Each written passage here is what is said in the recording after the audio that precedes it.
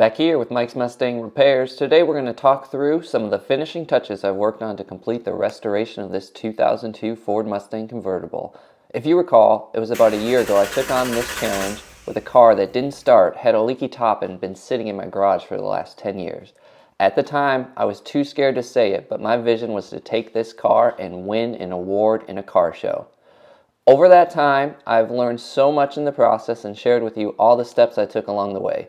So if you're new to this channel, I hope to inspire you to start or continue your own restoration journey. And if you've been here before, thanks for coming back. I'm proud to say I was successful in my vision, and I'm grateful for the people that I was able to help along the way.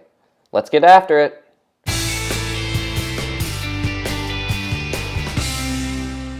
So the car show divided judging into 6 main components: the engine bay, the body, bumpers and trim, tires and wheels, the interior, and the trunk and glass. So let's look at them each individually. In my opinion, the engine bay is one of the most overwhelming parts of the car to clean. There's so many different components and stuff you just want to be careful of. I wanted to attack this hood liner first. So what I did is I pulled it off the car, cleaned it, let it dry, and then started to paint it. I used a fabric paint just like this, and it turned out very, very well. And just be careful doing it because you can buy a new one, but they're quite expensive. So I was pleased with how this turned out using just that cheap can of paint. Looks really good. So after sitting for so much time, you can see how dirty the engine bay was, so I started cleaning it. The first step is to vacuum, and you can see how good it looked after the vacuum. The second step is to cover the sensitive areas, things like fuses, relays, the battery, the alternator. You're then going to wash the engine bay with an engine bay safe cleaning product using brushes. You're going to dry, and then you're going to apply protectant. The product I ended up choosing was Back to Black Trim Restore, and man, does this look good. Okay, what's next? The next important part on the judging scorecard is body and paint. What I did was I ordered a paint correction and polishing kit made by Chemical Guys, and I went through and I did a full paint correction on my car, and then I polished it. You can see here me working on the front bumper. It did take a little bit of time, right? A few hours, but I was able to do it over a few days when I had a little bit of free time. The steps are pretty simple. You apply the correction or the polish to the applicator, you run the applicator over the area, and then you wipe clean the polish. Look at how it turned out. I love it! The next area is bumpers and trim. I have a lot to cover here, so we'll get started. The first thing I wanted to do was paint these windshield wiper arms. The steps are very straightforward. Wash with soap and water, scuff with a finishing pad or fine sandpaper, wash again with alcohol to remove any oils, hang the arms, apply paint, and finally apply clear coat. These arms turned out well and will help separate my car from the pack. Another area I wanted to focus on was just the wiper blade itself. You can see these are the original. I got 2 20-inch Motorcraft wiper blades. You can see they have the hook arms, so they're really simple to install. You just pull them off, and then you are going to install the new blade just the same way. Just push it on until it clicks. Super easy to install, and you can see how clean it looks. I think this is going to be good. Additionally, the cowl itself was broken and had to be replaced. We quickly lost a helper, but got this off. It's good.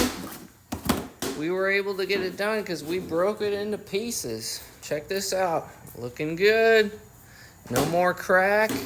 And the hardest part of all this was the windshield wiper fluid was in the cowl. So, still works. Both sides. Today we're going to be looking at this piece right here. See how it's all kind of chipped up, I guess, from all the rocks over the years. And yeah, we're going to try and fix that up. So, turned out pretty well. Just had to unscrew these 2. And then pulled off the lower lip. Sanded it. Painted it. See a little bit of imperfection right here, but not too bad. So, come back next week. My front bumper previously had a license plate on it, so I used these plastic fasteners to create a cleaner look. The weather stripping on my driver's side door had been torn over the years, so I went ahead and replaced that. And then I also polished the exhaust tips. At the end of the day, you want your car looking as brand new as it possibly can. You want it to be like it was never used, so these small tips on the outside will help you. My son and I did try and refurbish the wheels, but it was going to be too much work and kind of a safety issue, so I just went ahead and replaced the entire package. You can see that in one of my other videos.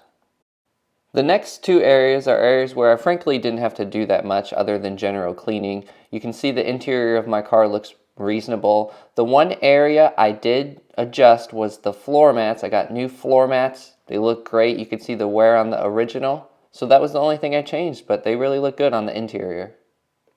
Lastly, for the trunk and glass, general cleaning, vacuuming in the trunk. Don't forget to inflate and shine your spare tire. This was the brand of glass cleaner that I used and I really liked it. And the last thing, I made this small display board to tell all the work I had done. Well, the car show is here. Look at it. It looks great. All the work I had done really came together on this day. This show featured the Mustang, but also allowed other makes and models. There were many beautiful cars there, so I was surprised when they called my name for an award. It's reassuring to see that judges appreciate my car as much as I do. Throughout this experience, there were many times I doubted myself and didn't know what I had gotten myself into. But I learned so much in the process, and I know my kids will remember working on this car with me. They love riding in the car they helped build. If you have questions, leave a comment. I hope I have inspired you to start or continue your journey. Feel free to subscribe if you haven't. I can assure you this isn't the end of the road.